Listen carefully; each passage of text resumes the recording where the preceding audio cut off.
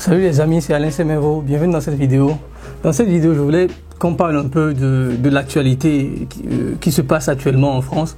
Donc je pense vous avez bien suivi le discours du président Macron. Je pense qu'on est déjà, on peut le dire, en sorte de quarantaine en fait qui se passe en France. Puisqu'on a fermé les écoles, on est en train de fermer beaucoup d'établissements et surtout le président a demandé à ce que les entreprises autorisent le télétravail à fond dans la mesure du possible. Et moi, j'ai eu une réflexion par rapport à cette crise du coronavirus que j'aimerais partager avec vous. Parce que vous ne le savez peut-être pas, mais bon, dans le passé, j'ai vécu un peu en Chine dans le passé. J'ai fait une partie de mes études aussi en Chine. Et ce qui s'est passé, c'est qu'on a vu une gestion de crise, en tout cas pour le cas des Occidentaux en France, en tout cas une gestion de crise carrément catastrophique. Et on a passé notre temps, les journaux ont passé leur temps à parler du virus chinois, comme si le virus avait une nationalité. Ils ont passé leur temps à critiquer le gouvernement chinois dans sa manière de gérer la crise, une manière que moi j'ai trouvé à peu près, je vais dire, qui n'est pas sans faute, mais quand même, ils ont essayé au maximum. Et pendant ce temps, au lieu que les pays occidentaux ou la France prennent des décisions pour s'armer et se demander si on était prêt à gérer le virus, on a eu droit à des débats hallucinants sur les chaînes de télévision, sur le virus, sur la dictature en Chine, qu'on ne pouvait pas confiner 60 millions de personnes. Et il y a une décision qui a été irrationnelle, que jusqu'à présent, je n'ai pas compris pourquoi ils ont pris cette décision, c'est de rapatrier les Français de Chine. Je peux comprendre que les Français de Chine se sont sentis un peu isolés, dire à des gens de ne pas sortir de leur maison pendant des jours, des semaines, c'est très compliqué.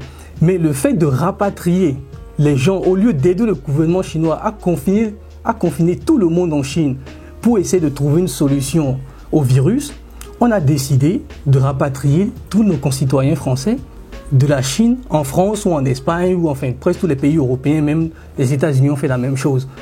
Et qu'est-ce qui s'est passé?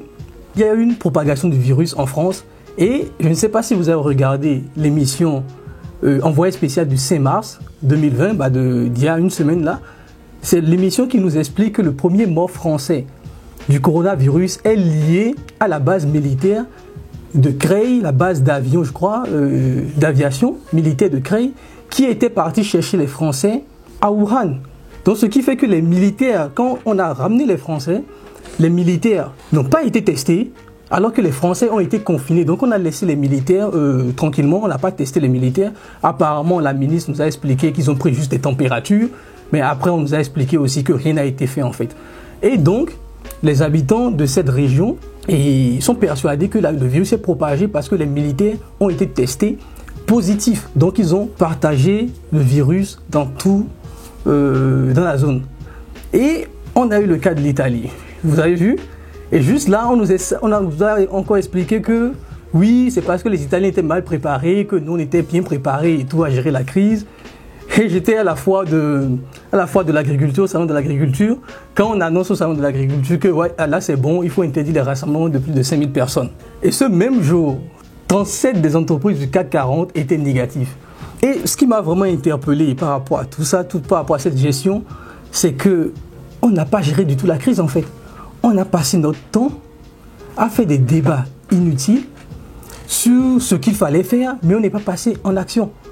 Donc du coup, on se retrouve dans une situation avec plus de 3000 ou bien près de 3000 cas dans le pays et on ne sait même pas, parfois je me demande même comment on va gérer ça en fait. Comment on va gérer ces cas-là? Et au-delà de la crise du coronavirus, de la crise sanitaire, cette crise a été révélateur en fait. Je ne sais pas si vous avez écouté le discours du président français, du président Macron. Si vous avez écouté son discours, vous savez lire entre les lignes, au-delà de la crise sanitaire, c'est la crise économique qui va suivre. Et cette crise aussi a été révélateur du fait que quand la Chine va mal, en fait, toutes les entreprises françaises sont dans la merde. Et c'est même pas moi qui le dis. C'est le député, attendez, j'ai copié son passage, c'est parce que ça m'a ébahi, comme on le dit.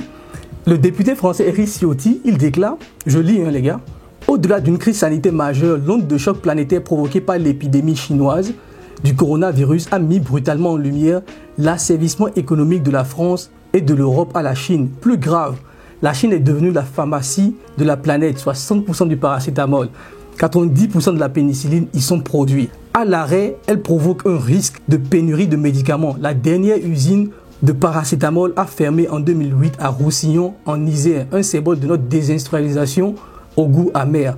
Le constat est grave, nous sommes devenus des proies faciles. Face à de telles menaces, la naïveté est désormais proscrite. Un tel niveau de désindustrialisation et de dépendance révèle du suicide. Et quand j'ai lu le passage, enfin j'ai lu ce passage qui est du député, je me suis dit en fait que on est dans la merde en fait. Je ne sais pas si vous comprenez. Le président Macron nous a expliqué qu'il allait tout faire pour garantir les emplois. Et je me demande mais comment il va faire? Comment il va faire? J'ai un ami qui m'a contacté la dernière fois, enfin avant-hier. Il a eu son CDI il y a 3 mois. Il m'a contacté, il m'a dit oui, tu sais, l'entreprise vient de m'annoncer qu'ils ne pourront pas continuer mon contrat. Enfin, je sais que quand tu es en CDI, tu as 6 mois de période d'essai. Ils ne pourront pas signer le contrat après la période d'essai. Et ce qui va se passer, c'est pour ça que je parle de crise économique, c'est qu'au-delà de la crise sanitaire, il y aura beaucoup de pertes d'emplois. Les gens vont perdre énormément leurs emplois. Enfin, je pense, je ne suis pas devin, je ne suis pas Dieu ou je ne vois pas le futur. Mais le discours du président Macron m'a laissé un peu dubitatif. Je me suis dit, comment ils vont faire? Parce qu'il a dit, on va parler avec les entreprises, il faut qu'on soit de pair pour sauvegarder les emplois au maximum, on va donner le chômage à tout le monde, etc., etc. Je ne sais pas comment ils vont le faire. Vous voyez ou pas les amis? Mais au-delà de tout ça, vu qu'on parle de crise et qu'on parle aussi de la Chine, en chinois, crise est composée de 2 caractères chinois qui veut dire danger et opportunité. Et quand on parle d'opportunité, on parle aussi de prise de décision. Voilà, on parle aussi de prise de décision. Et les politiques ne vont pas prendre des décisions qui vont dans notre sens, ça c'est clair. Ils vont prendre des décisions qui vont dans le sens de leur réélection, ou ils vont prendre des décisions qui vont dans le sens des marchés financiers. Ça, c'est clair parce qu'il faut sauver les banques, parce qu'il faut sauver la chute des entreprises, etc. On peut comprendre. Et du coup, ça reste... On se pose la question, mais qu'en est-il de nous, finalement? Quelles décisions nous allons prendre? Et je suis persuadé qu'on ne peut plus laisser les autres prendre des décisions à notre place. Je suis vraiment convaincu que cette crise qui se prépare, est venue là pour tamponner le basculement du monde. Plus rien ne sera comme avant, je vous assure. Cette décennie qu'on est en train d'entamer ne sera plus comme avant. Ce sera plus comme de 2010 à 2020. Parce qu'on a commencé une décennie avec une crise sanitaire et ça va probablement tomber sur une crise financière. Et ça va être à vous de prendre des décisions qui incombent à votre vie. Je pense sincèrement. Ça va être à vous de prendre des décisions pour décider de ce que vous allez faire. Parce que les gens qui vont être les gagnants de cette crise, ce seront les gens qui vont prendre des décisions par rapport à leur vie et par rapport surtout à leur situation financière. Parce qu'on va bien remarquer que ce qui va se passer là, c'est que le CDI ne sera plus une sécurité. Les années à venir, c'est vraiment pour... Je suis persuadé qu'il y a un retournement du monde. Certains parlent de complot, certains parlent de... C'est fait exprès, c'est un complot entre les gouvernements, je ne sais pas. Personnellement, je ne crois pas à cette théorie de complot, mais je suis persuadé que ce sera à vous de prendre des décisions qui vont impacter vos vies dans cette décennie qui est en train d'arriver. Et sincèrement, ça va être un choix très difficile. Je vous souhaite une bonne journée. Prenez soin de vous, de votre famille. Restez à la maison si vous pouvez. Travaillez en télétravail si vous pouvez. On se retrouve dans une prochaine vidéo pour parler d'autres sujets. Bye bye.